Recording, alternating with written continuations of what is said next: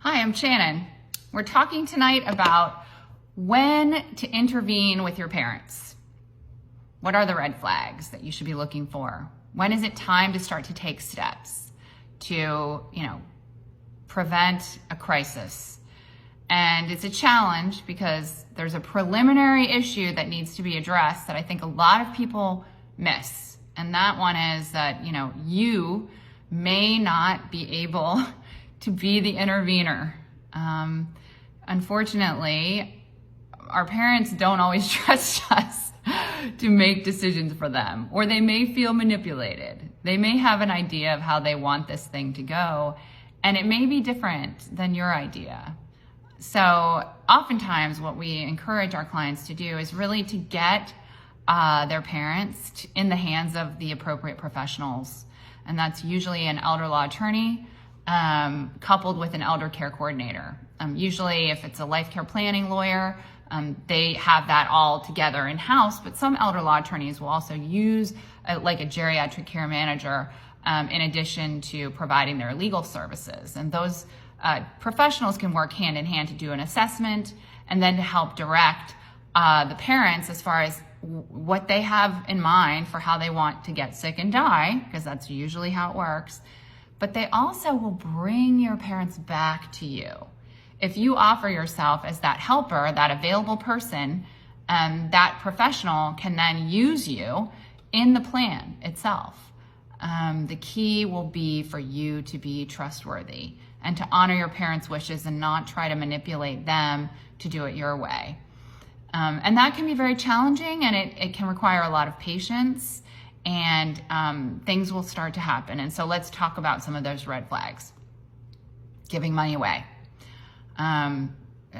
Political organizations, charities, the kid down the street, your parents paid them $100 to, pick up the mail for a couple of days. Starting to notice unusual things about money, a sense of they don't really seem to have a handle on their assets anymore. This is a very big red flag, and one that you should definitely be paying attention to. Because again, the money can be gone in a flash. We have a lot of videos on exploitation. I'd encourage you to look at those. We also have some specific red flags on exploitation. Okay, and scams. If they start to fall down a lot, if they break bones, if they lose weight, significant weight in a short period of time, if you're worried that they're really not eating properly, when you go to their house, if you look in the refrigerator and you're seeing a lot of things that are expired, or if you're seeing things that are that they just don't have food in the house, or they're forgetting to eat, those are really important red flags. Also, if you're noticing that they're not really having good hygiene, if you start to sense that they're not taking showers regularly, that's a big red flag. Forgetfulness, getting lost when they're driving. These are all important things that usually are not a one-off. Probably you're hearing about one time when there's been several others.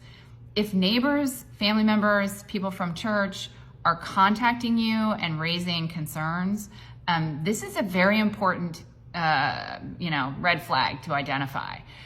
People don't do that because they know that your mom, your dad are going to be upset to learn that this person reached out. They do it when it gets to the point where they feel like they have to. So it's probably much worse than what they're telling you, and they've probably waited a long time to make that call.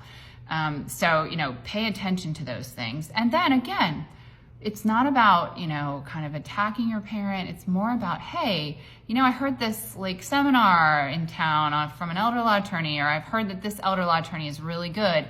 Maybe we should just have an appointment to go and meet with them.